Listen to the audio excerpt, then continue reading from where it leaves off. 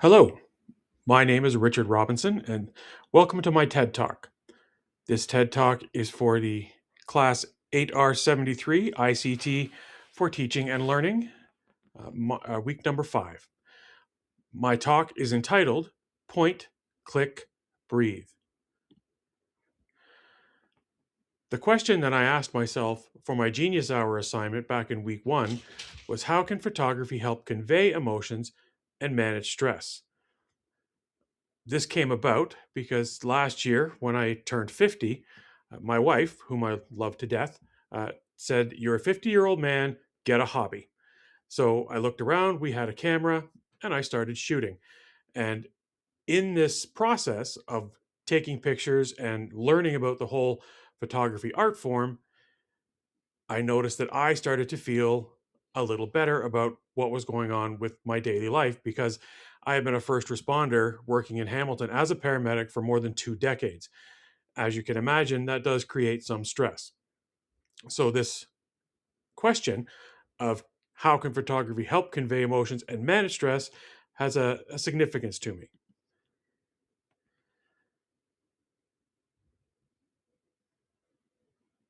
Not just me, but many people, and it's on the rise these days, have been developing mental health issues.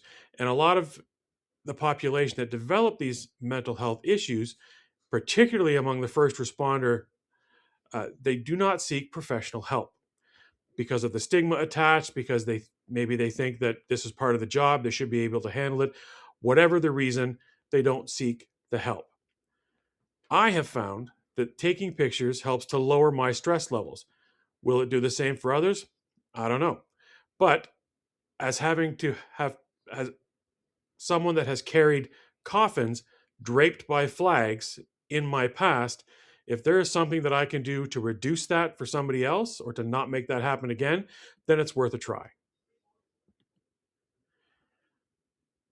There were several challenges that I faced along the way in my question. Things such as the weather, hesitant callings, and sometimes just the time of day, to name a few. With the weather, for the most part, if you want to go take pictures of nature and people outside, you have to get out of your house, which is step number one. But the weather doesn't always cooperate, particularly in the winter season in southern Ontario. So sometimes it's too cold, sometimes the snow gets in the way, a blizzard, raining, or you just don't want to get out there because it looks miserable. Time can also be a factor. Balancing a full time work schedule as well as a full school schedule, wife, kids, other things that go on during the day and during the week, that can get into the way of being able to actively pursue this. And the another big challenge that I faced was my colleagues, because I did talk to some of my colleagues about this, about their mental health, what they do to lower their stress levels, and a lot of them were very hesitant to open up about their mental health as a whole. In this process of taking pictures and going out, and this is something I've been doing now for almost a year, some things that I have learned and or got better at, for example, noticing in my surroundings what pulls my attention, what am I drawn to, what can or can't I control, to trust my instincts and to slow down. Slowing down actually works. Here's a quote from a photographer. Enjoy. Was I successful? During one afternoon, I spent time with a former coworker, a former partner of mine who's been off work for almost a decade due to his mental health. As well as being a paramedic, he's also been a volunteer firefighter and an Army reservist. He was telling me that his latest therapy wasn't effective anymore, and I shared with him that sometimes at night, when I close my eyes, I can still hear the radio and I can still hear the sounds of the tones dropping, which is the alarm at a station when we're being sent to respond.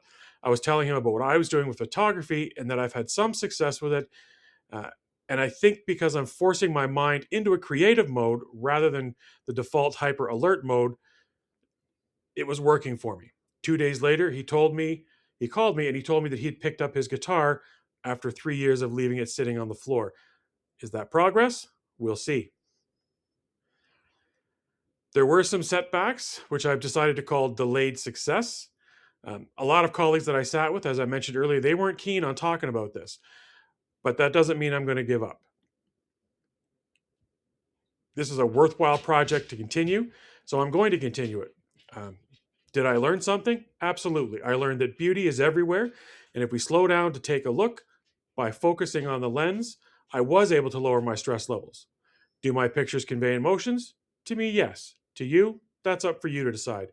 If you take nothing away from my presentation except for one thing, then take away this: slow down, take a breath, and refocus.